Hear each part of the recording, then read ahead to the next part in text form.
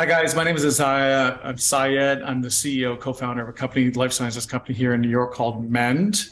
Today, we're going to talk about the unsustainable healthcare crisis that we're in and what we can do about it.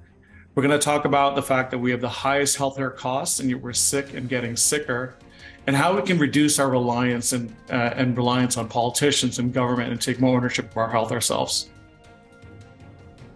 Congratulations! You are tuned into Dov Baron's Leadership and Loyalty Show, the #1 podcast for Fortune 500 executives and those who are dedicated to creating a quantum leap in leadership. Your host, Dov Baron, he's an executive mentor to leaders like you, a contributing writer for Entrepreneur Magazine, CEO World, and he's been featured on CNN, Fox, CBS, and many other notable sites. Dov Baron is an international business speaker who was named by Inc. magazine as one of the top 100 leadership speakers to hire. Now, over to Dov Baron. Welcome, dear friends, fans, and fellow aficionados of leadership excellence. Thank you for joining us on this episode of the Leadership and Loyalty podcast. I'm your host, Dov Baron. I'm here to assist you tapping into the one thing in your business that changes everything by transforming meaning into action. Curious to know more? Simply go to dovbaron.com, DOVBARON.com. It's not a stretch for me to say that most of us are aware that there is already some level of crisis in the American medical system, a crisis that is taking place at a national level, with how it's being financed, how it's being managed. They're looking at taking away care. They're looking at fighting for care. And on top of that, we trust doctors with our lives and the lives of those that we love and care about. Yet we know that most medical workers are vastly overworked and actually lack a good deal of understanding of what it takes to care for us. In fact, the #1 reason people die is often because of the medical care they've received, not from the things that you would think of as tragic illnesses, but they actually died because of something they got in hospital. For instance, many people trust their doctors to guide them in nutrition, not realizing that the large majority of practicing physicians actually have little to no real training in nutrition. Some average doctors complete somewhere between 2 and 4 hours. 19 hours is the average over about 4 years. In fact, a study published by the Journal of Academic Medicine found that in 2002, 2008, and 2009, the academic year, just 27% of 105 medical schools met the minimum requirements of 25 hours of teaching on nutrition. Now think about that. Think about how long it takes to become a doctor, and that they're not even meeting the minimum requirements of 25 hours. We all know that food is medicine. We've all heard that. Well, that's a vast and intriguing road we need to look at. So we need to look at the crisis in healthcare and the crisis in the people who are taking care of our health, not understanding the impact of nutrition on us. As always, we need your help in staying relevant. So please get over to wherever it is you tune into the podcast from. Do us a favor, rate, review, and subscribe to the show. It makes an enormous difference, and we really appreciate it. If you are a regular listener, big thank you to you for making us the #1 podcast globally for Fortune 500 listeners. And we are honored and grateful to be cited by Inc.com as the #1 podcast to make you a better leader.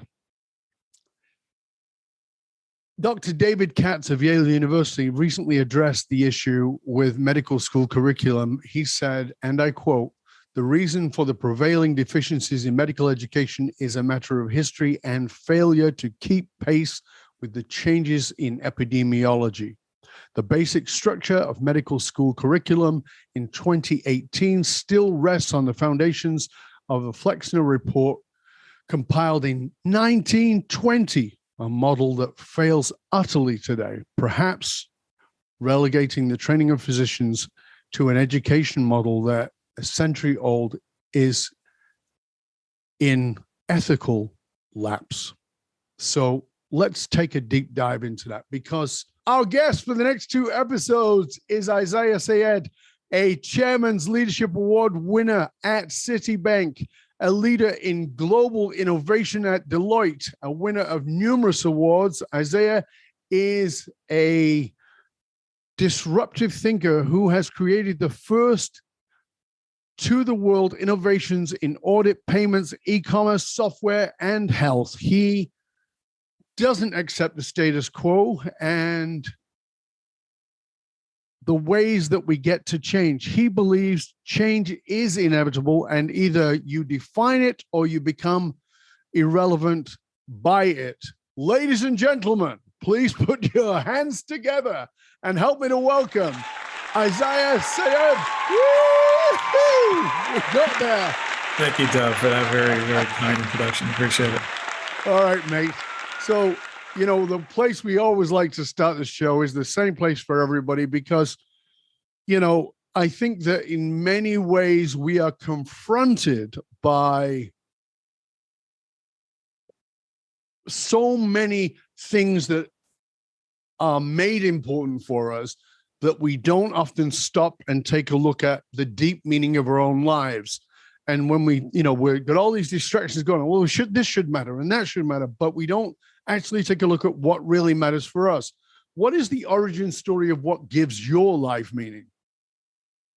Yeah, and thank you for starting with that profound and somewhat sort of difficult question. But I think as I reflect on my life, I think one of the things that definitely has been a motivating force is that I reflect on kind of my mother's life and the role that she's played in the lives of myself and my 3 brothers. She was effectively a single mom in a foreign country. Moved from overseas to Canada. English was not her first language or her native language, and when we were quite young, my parents separated.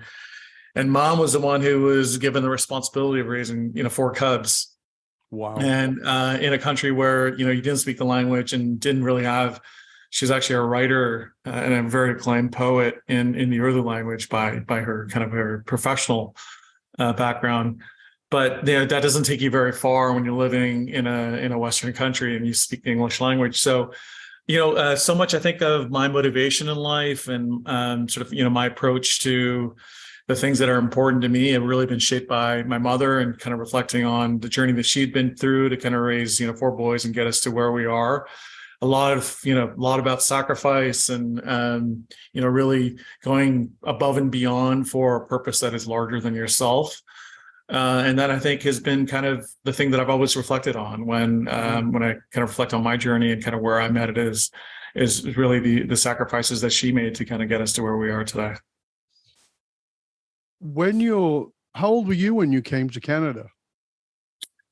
Gosh, I must have been 4 or 5 years old when we first moved, and my brothers, one brother a year older than myself, and another brother about 4 years younger. So he was just a little toddler, and then one kind of 4 years older. So that's a big nest to have to take care of. All because the other thing is that you're all not native English speakers by birth, by correct the original environment.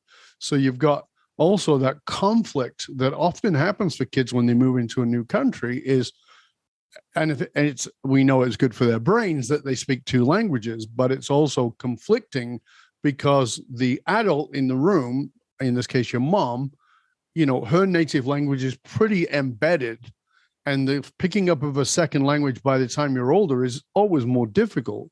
But it sounds like language was the life's blood of your mother, because if she's a poet, she lives in the world of language.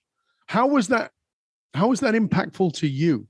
Because I love poetry myself, and particularly when I think about old poetry, I'm more inclined to the older poets, and when I think about that, there's this beautiful painting with words, and particularly actually in other languages. I mean, maybe that's my bias, but when I think about Khalil Gibran, or I think about somebody like that, the majesty of those words and the painting of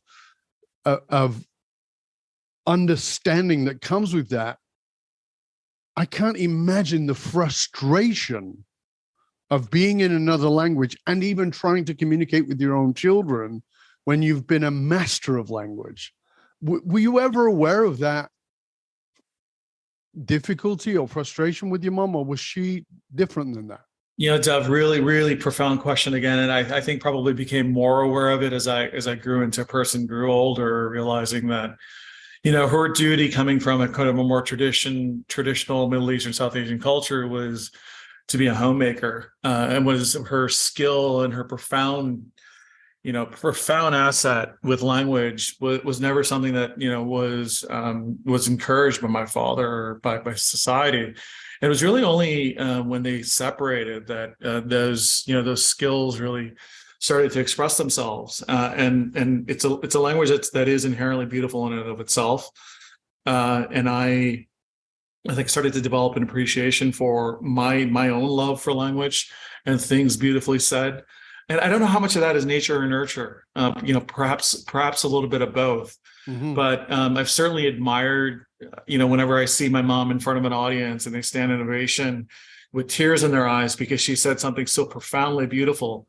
I've always really just admired that with great respect and reverence that, someone can say something so powerful and so beautifully that it really touches someone at a very deep level. And I've always said to my mother that if I can be a fraction of kind of the writer that you are, someone who can communicate the way that you do, I'll have been, very, very proud to have achieved that. So yeah, it's something that I think as I got older and older and older, really started to develop an appreciation for. When you think about that and who she is and how she's been, obviously you're in a very different world. You've been in the world of business and innovation and those kinds of things. Do you feel like in any way that shaped those things? They seem like very different worlds, but I doubt that they are to you. Do you recognize how those things how that background from your mom and her language and poetry, etc., has impacted the way that you are in the innovation and business world? Well, I think, certainly as it comes to leadership, it's 90, probably 5%, if not more, about your ability to communicate. That is the most profound and most powerful skill that a leader has in business, in any domain of business, really. Mm-hmm. Is communicating ideas effectively is so incredibly important. And I think I've intuitively known that, but also just out of my own personal sort of desire to kind of want to read books and curious about learning. Language has kind of always been at the center of something that I've prioritized. And I think I would encourage everyone to do that, because communication, whether it's in relationships or in the business realm or what have you, is the most important skill. Yeah, I couldn't agree more. It's vital that we understand how to communicate. And so when we think about that, even in that context, we talked about the there's all these debates going on in Congress and all over the place, and the left and the right, and how they feel about Medicare and et cetera, and some are trying to take it away and some are trying to make it free for all. And in between all that is the people who have to live with the consequences of that. You and I were talking before we went on air, and that I personally don't think we're on the brink of a crisis in healthcare. I think that we're already in a crisis in healthcare. Talk to us about how you see it and give us sort of insights from your point of view. Yeah, I think I perhaps bring a little bit of a unique lens, being a Canadian, having had some very significant health experiences in family, one in a Canadian context and the other here in a US context, that'll bring some of it to light, and then I'll get into some of the data and some of the facts for our listeners. The first is, in a single year in my family, this is when I was had just graduated from doing my master's, was in a job. My mom got breast cancer, my dad had a stroke, and my aunts and uncle had to have bypass surgeries. Any one of those, a very significant traumatic experience for anyone, perhaps financially quite devastating. in the Canadian context, everyone got top-notch care. Everyone is back to full health, and we didn't even think about a penny of implication to our family. Now, if kind of fast forward, 10 years in the U.S., my brother, who's a physical therapist, fell from Catterskill Falls, which is roughly 60 to 80 feet, and he had to be airlifted out, and he had numerous broken bones in his body. Could have been fatal fall. But no sooner are we kind of at home with him still in a wound vacuum, and the bills start to arrive from the ambulance trying to deny coverage for the ambulance transporting him, and one after another of kind of these denials of folks trying to look for money. And I start to reflect on kind of that, and this is not on whether or not we're in a crisis, because I'll get through some of the numbers. But for me, I'd rather kind of be a part of a society when we're at our most vulnerable and weakest, that there is a basic system of safety and a safety net for us to all rely on. But shifting kind of gears to the dilemma that we find ourselves in here in the U.S. We if you're a have in this country and you've got the resources, you can get access to some of the best healthcare in the world. There's just no question about it. But we are, as a country, spending $4 trillion plus a year on healthcare, and what most of it is, 90% plus, is on care for you when you're sick. Not care for you to prevent you getting sick, but care for you when you're sick. And those dollars we're spending actually put us way above any industrialized nation on a per capita basis on the cost of actual healthcare. So what we do a really good job of, and we can kind of get into why I think, why I think this happens, is we feed you with manufactured foods, we encourage a sedentary lifestyle, we expose you to all kinds of stressors in the environment, and then you find yourself sick, and we get you in an acute care environment and spend all our dollars, pulling out the scalpel and cutting you open and doing the things. And that's become a very entrenched system in our society. And as we project out and think about kind of where we're headed, we're living longer, and our population is getting older. Our population is living with more and more chronic conditions. So our adults, somewhere 60% of adults over the age of 65 have multiple chronic conditions. It is forecasted that by the end of this year, half the U.S. population will be pre-diabetic or diabetic. I mean, just think about that number. The staggering size and the enormity of the number of people that are facing, and the ailments that I've talked about, high blood sugar, it's a totally preventable. Lifestyle factors can completely prevent us having to deal with these illnesses. So we're, on the one side, we're getting you sick, and you're older and you have these comorbidities and chronic conditions. The other side of the crisis is, in our acute care environment, it's a completely profit-driven system that is optimized for efficiency. And in that efficiency-seeking environment, we're actually facing a situation where there's staffing shortages, so we don't have enough doctors, enough nurses. Right. In the next 10 years, 65% of physicians are about to be over the age of 65, or 50% of the physicians are about to be over the age of 65. 30% of nurses have already announced that they're leaving the profession altogether due to burnout and challenges. So what we're seeing as we peer out just in the next decade is more and more sick people and a lack of acute care. This is fundamentally broken. This is not sustainable, and it's going to lead to healthcare. Like you said, we're in a healthcare crisis. It's going to lead to a healthcare collapse. And I'm not being melodramatic. I mean, there are a lot of people talking about the situation we find ourselves in. So this is the problem we're facing. It's a big one. It's a big challenge. So there's a lot to unpack there. So we've got, in the next 10 years, physicians, 50% of physicians are going to be over 65 years old. What did you say about healthcare workers, nurses? 30% of nurses are leaving the profession, never return. They're fatigued, they're tired, they're burned out by the profession. Of nurses are burned out and are just leaving the profession, right? So now we've got 70% of the nurses who may or may not stay for any period of time, who may or may not be aging out. You got 50% of physicians aging out. We've got a system that is not, it's almost isolated itself between healthcare and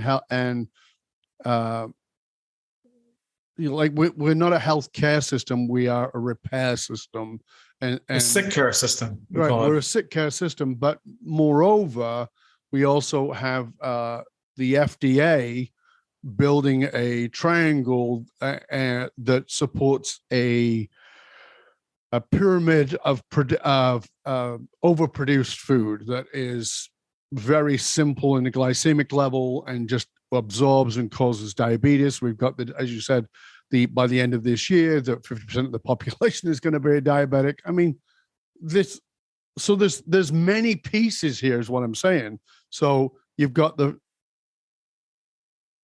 as you said, the US spends more money on the medical system than any other industrialized country, and yet we can't afford decent healthcare for people.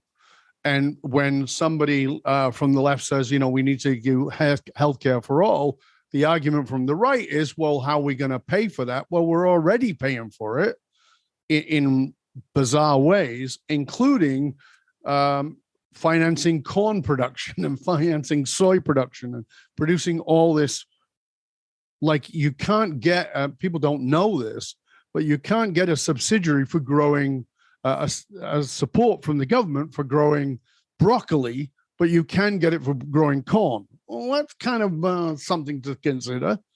So it seems like what you're talking about here is so big because it's enmeshed. There's so many different factors. It's not just a healthcare crisis. It's a cabal of dysfunction. So that's a huge thing to take on. It's one thing to say, well, we're going after this, but you have already clearly outlined there are massive tentacles going off into different backhanded groups who are getting being shut down in some way, sort of so it seems too big. Talk to me a little bit about the bite-sizedness of that, and how do you even get around that? Is it possible?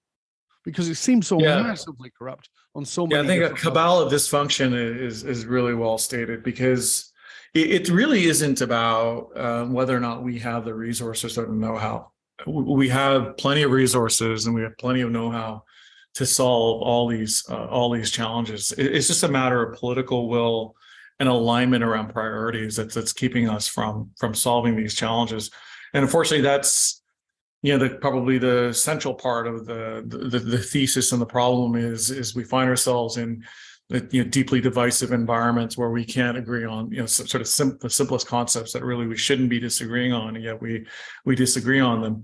So the question is how do you solve for a problem that is so big, where 80% of, unfortunately, a depressing stat, but I've read that 80% of the U.S. population at any given point is not particularly motivated to make any significant changes to impact their disease state or their march and trajectory down becoming ill. And so that's another problem is, how do you train and educate society to become more acutely aware of these types of challenges? I think you have to take it in bite-sized pieces and start to introduce solutions that will be acceptable and adopted on a broad scale. Things that, so for example, we've been talking about and preaching the mantra of healthy eating and healthy habits and exercise until we're blue in the face, and yet we find ourselves here. So, one of the things that our company is really looking at is unlocking the power and value of food as medicine. You stated this at the outset of the podcast that we know food is medicine, but how do you design solutions that the average consumer can consume that actually fights and combats illness, but doesn't require them immediately to take major drastic steps to change their behaviors? So I'll just give you some examples. Yeah. Mend, my company has developed a product that is backed by 20 published randomized trials. And so we're really taking a scientific, pharma-like rigor to this. That is an extract from berries, a compound called anthocyanins. And what this compound does is shown across all these studies to reduce numerous risk factors for heart health. Yes. Cardiovascular disease, we all know, is one of the leading causes of death and is a major killer. So if we can nudge the needle just a little bit on that, we can save billions of dollars. So this particular compound, completely safe, natural, it's non-synthetic, it's plant-based. When delivered just through a pill that can be taken daily, has shown to reduce, for example, triglycerides by 23% in these studies. Yes. So there is enormous power in food as medicine and natural compounds that can be developed in a low-cost way, scaled to the population level in a very, very quick way. And so you will be hearing a lot more. Your listeners will be hearing a lot more about food as medicine, because this is a tsunami coming of interest now from private equity and venture capital. Even the Biden administration announced an $8 billion food as medicine initiative. So that's the one piece of it, is getting healthier stuff into us. Different prongs of wellness overall. Nutrition, we know, is one of the key nodes of wellness. The other is behavioral support. So, we developed a coaching model that we're deploying right now in an acute care environment. And I talked a little bit about the gap in acute care deliveries. There's shortage of nurses, physicians. They're optimized to give you care within the walls of the hospital, but nothing happens to you outside of the walls of the hospital. Right. And so Mend has developed a coaching and support model with real RNs, real dietitians that actually provide hands-on support and coaching to patients to get them into healthier habits. And so that's the bite-sized sort of challenge that we have endeavored to pursue, is a combination of those two platforms, a food as medicine platform combined with the behavioral coaching, that when delivered in an acute care setting, we think will transform the patient experience and get them into the healthy habits. That's what it's about, is starting to introduce little, small, healthy habits that can translate into lifetime behaviors.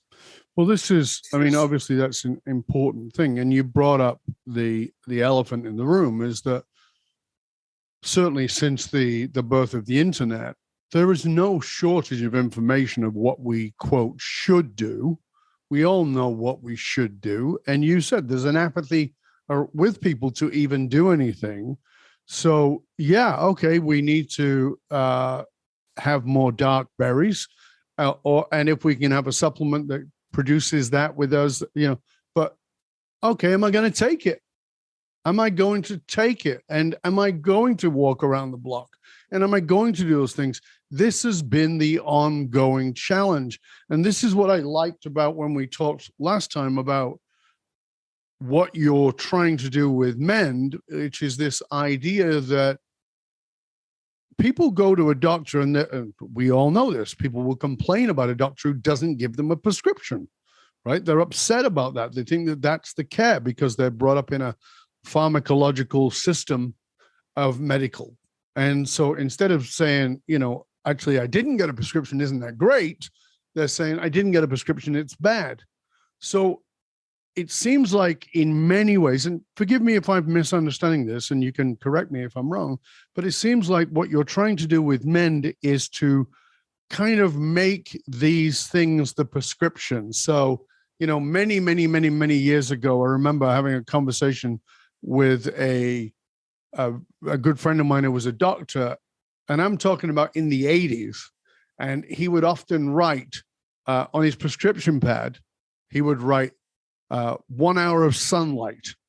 He would write, go to bed early, right? And he would write it on the prescription pad because he knew if he said it, it was not having the same impact as it was when he wrote it on a prescription pad. There was some psychological trigger in doing that. And it seems like what you're trying to do with Mend is to hold people accountable to these healthier habits. Do I have that right?